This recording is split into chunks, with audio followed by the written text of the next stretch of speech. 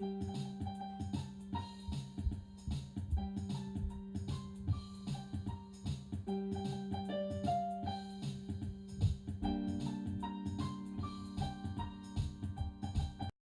good morning. Take two, man. I want to welcome you back to today's broadcast. I'm Jay Moore, your healthy accountant, and today's broadcast title is "Why Gifts Are So Hard to Open." Why gifts so hard to open? And all right, so I'm going to jump right into this, and I'm going to ask a question. I'm going to ask a question. Imagine this. Imagine you created something, anything. Imagine you created a car, anything. You created a car and you know exactly how this car works. I'm talking about you know how everything goes in this car. You know exactly what is supposed to happen when someone drives this car. You know how all the parts work together. But imagine if any of these parts were not working together. Imagine this. And so I'm going to come back to this story in just a second because I got another story I want to share with you. And this particular story is about when you don't know really what you are and who you are and what you're capable of. There's a story about a lion. And so it's a baby lion. And so, I think there were poachers or, people coming to basically poach these lions. And, the father lion, decides that he's going to, because they've already gotten his mom, and so they're gonna. He says, "Man, I've got to hide my baby here." So he hid the baby cub. Um, and then he goes out to fight, but he doesn't make it. But the baby cub comes out later and realizes that he has nobody. He's by himself. He's all by himself, and he comes across a group of sheep. And so the group of sheep, they're sheep, right? They're just out there, bah, bah.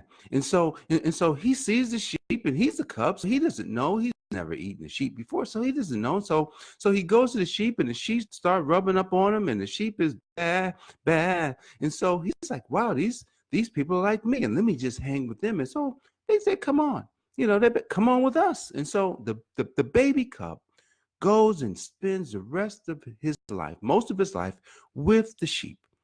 And so here it is. You've got a lion with sheep for many years. I'm talking about he grows. He's a big lion. And one day, the sheep were attacked by a group of lions, and they just massacre. And the lion is standing there going bah, bah. And one lion looks at him and says, "What in the world is wrong with you?" Takes the lion by the head, walks him over to the water so he can and pushes his head close to the water so he can look at himself. And then he realized for the first time, wow, I look like these guys. He's a lion. He doesn't even know he's a lion. He didn't even know what he was capable of. And so then the other lion shoves some meat into his mouth, shoves some of the sheep that they're eating into his mouth. And he's like, what in the world? I'm vegetarian. You know what I'm saying? But then he starts to chew it. He's making him eat it. He starts to chew it. He realizes it's like, oh my goodness. He chews it up and he's feeling something happen. And he's like, what? Oh my goodness. And so the other lion roared, and then he gave his roar. And wow, he just roars. He's roaring. He realized that day what he was capable of. He realized who he was. But all those years, he didn't know. But imagine if for many years you were capable of something far greater than what you're doing, and you never experienced it. Imagine that for your life. Imagine. I want you to think about this lion as you're thinking about why you were created and what's actually what your capabilities are. That's why I want to also share a story with you of a car. I want you to think of a car, right? You've got a nice, beautiful car. I've got a Dodge Charger. It's a 2016 Dodge Charger, and it's white. Nice car. Just decent cars. It's not a Bentley or not a Porsche, but all cars are similar, right? Because they all have similar parts inside. They're just made by different manufacturers. Different manufacturers, they make some differences in the parts. But just think of this. You should think of this. Think of the battery. I want you to think of the battery. I want you to think of the importance of the battery. How important is the battery to the car? You'll probably say, well, battery's probably important. It's probably important because, the battery might be the most important because without the battery, that car's not going to start. That car's not going anywhere. You think I think my car has 300, what's it got? Maybe 360, maybe 400 horsepower or something like that. And, it's got all this power in it. And, it can probably go 160, 100, whatever the speedometer says. It can go pretty fast. It's got the wheels. The wheels may say, well, it's not going anywhere without me. So if there's no wheels, it's not going anywhere.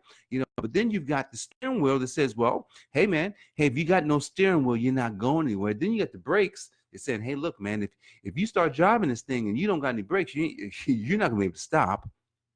You got all these parts. But what is the most important part? You don't even know. You're like, man, well, the battery. Absolutely, because it can't start. Well, I want to think about something even smaller than battery. What about the wire that connects the battery so that it can provide the spark? Take that wire off, and now that becomes the most important piece. You can't start. You can't go anywhere. But then there's all the other parts. All those other parts. If you take anything out, some of the things you might drive, but I don't know how long. I don't know how long you're going to be driving for. I want you to now think about yourself. What I want you to think about is, I want you to think about your original design. Who you originally was created to be. Originally. Do you know? Do you know who you were originally created to be? Most of us would probably say no, because you say, well, I am who I am. Well, today you are who you are based on all the things, all the environments and all the people and that you've been around, in the school and church and so many things. Yeah, that's who you are today. But do you know what the manufacturer intended when he created you? Most people can't answer this question. That's why I titled this program today, Why Gifts Are So Hard to Open. See, everyone was given something very unique. Very unique. It's a gift. And it's inside you. It's so unique that no one else has it. No one else has your gift. And your gift is needed by people on this planet, because then you also need their gifts. We all are like the car. We need each other. But we're all unique and we're all needed. But due to a lot of different things, most people never find their gift. They never even know that they had a gift, because they think of gifts as, well, if I can't run and jump, then I'm not gifted. Or if I can't play instruments and, if I can't do, I don't know, acting, that's a gift. Hey, if I can't do all, these things that the world says are the most gifted people, then I'm probably not gifted. Yeah. They've got schools. Oh, school for the gifted. So what society has done is set apart those that they believe are the best. See, many years ago, many years ago, There are different cultures that had ideas about, who was chosen and who wasn't. And specifically with the Greek culture. The Greek culture, which, you can go back and study this. I mean, I'm not a guru on anything, on any of this. This is just based on a limited amount of reading and knowledge. But the amount of reading and knowledge that I have gained so far is that Greek culture they created a standard for who would be chosen as gifted.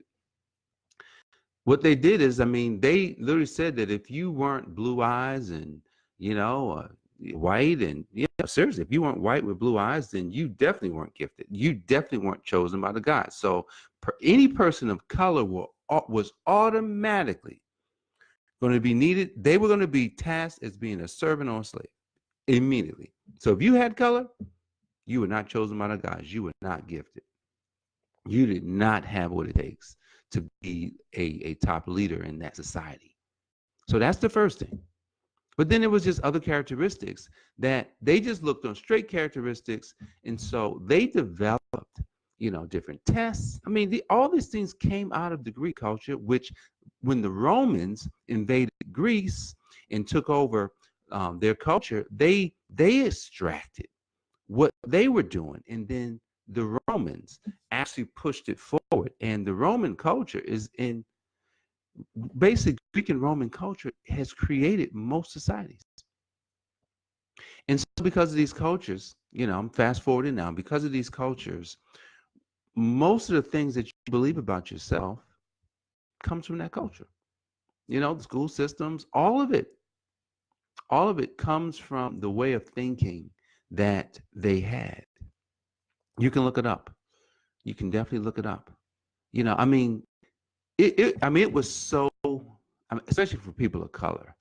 If you were a person of color, they had laws. They had laws against, you buying property. I was listening to a story of someone that grew up in the Bahamas, and so he was sharing how when he bought, I think it was a building. It was definitely okay. He bought a piece of property. It was definitely that. He bought a piece of property. And in the original paperwork, in the deed and all of this stuff that was written on this property, it says this property cannot be sold to anyone of color. That's what it said. Cannot be sold. That was what was in the original paperwork. But here it was. He was buying it because, those times were over. But I want you to think about something. I want you to think about what's inside you and what you're capable of. And if you don't know what's inside you and what you're capable of, then I want you to start asking, I want you to start saying things like, well, you know what? Who am I? Why was I created? Why was I created? Who am I? What am I capable of? What, what can I do? And where am I going in my life? Yeah, I want you to ask these questions. If you pray, you should pray. I would suggest that you pray and, ask God to reveal to me your original plan. Your plan. I think it was Proverbs.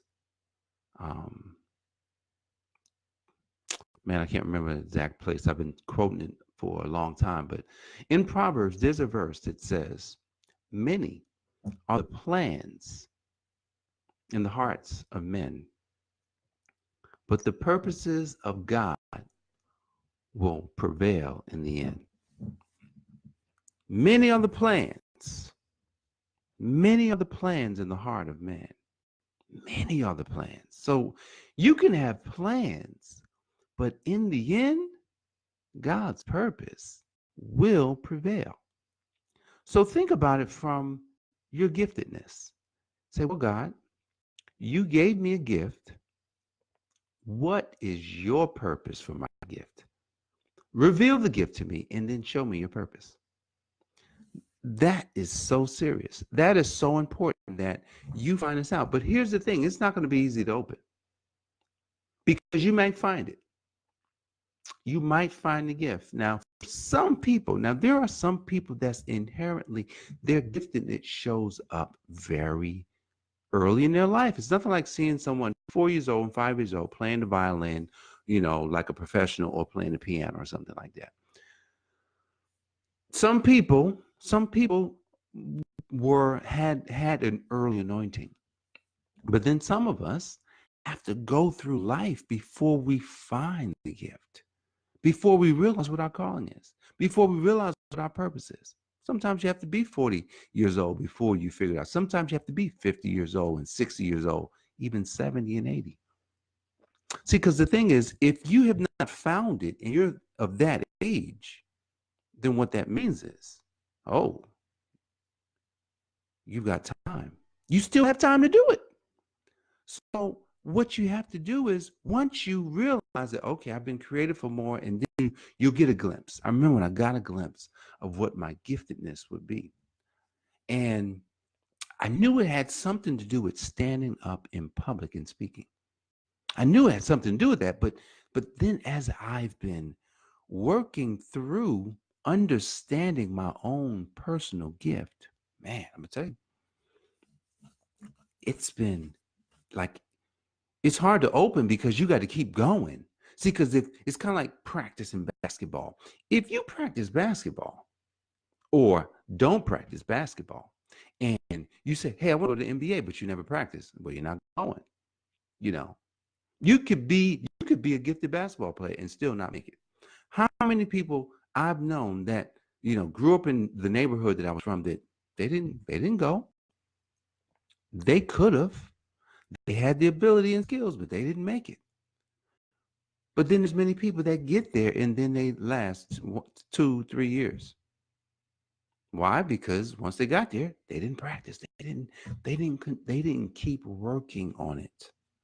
See, guys, opening that gift, the opening part might not be as challenging as really opening the gift and making sure that you can use that gift. I think that it's important for you today. It's important today that you decide, you know what? Yeah, just working a job, or even if you are a business owner, sometimes you could be in the wrong business. Sometimes you could realize that, man, I got into this because of the wrong reason. Like, I'm an accountant. I didn't get into accounting based on a gift. I got into accounting based on, I needed to go to school. And that was what I chose. I chose it. I go to accounting. It was not my area of giftedness. I'm not a math wizard. I'm not a numbers wizard. I did okay in math when I was taking it. I passed, and I probably got at least B's in all my, in all my math classes. I'm trying to think, up to algebra 2. I think that was the last one I took. I didn't take calculus. But the thing is, when I look back, that's not my area of giftedness. You say, well, Jay, what is your area of giftedness? Well, I'm able to change. I'm able to change things about myself faster than anybody. It's weird. I'm able to do things that I don't think many people can do when it comes to deciding and doing. And it's weird. Like, I was was like, well, maybe it's the speaking is not, it's not a gift to speak. Now, I do have a gift inside the speaking.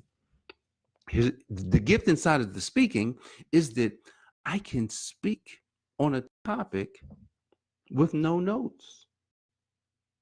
I can speak on a topic with no notes. But how do you do that? I think anybody can do it. And that's why I don't know if it's a gift, because if you read and if you learn, you'll have a plethora of information inside. So for me, I don't know that it's a gift. I don't know that that's a gift.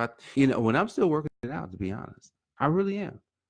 So that may be a part of it. I'm still asking God to fully reveal it. Like, how do I use it? I'm still, because I'm new. It's kind of like I opened it up And I don't think I didn't open the gift up until 2017. 2017 is when I opened my gift. Really. 2017. It's only 2019. It's gone almost 2 years. It's like I'm a baby. It's like if I was playing the piano, and I was just starting out and I was really good at it, I'm still early. I still haven't even developed fully. So here's why they're hard to open. And I'm gonna leave you with this. They're hard to open because if you don't cultivate your gift, it'll just be something that you were good at. It won't really show up as you had a real gift, because no one will ever know about it. See, the key is once you open the gift, you cultivate the gift long enough that it gets recognized. That's the key. You open the gift and you cultivate it in such a way, but you got to give it away. It's like, it's kind of like if I speak almost every day on this broadcast so that I'm cultivating something about what I have to do. You got to give it away. You can't immediately charge for it.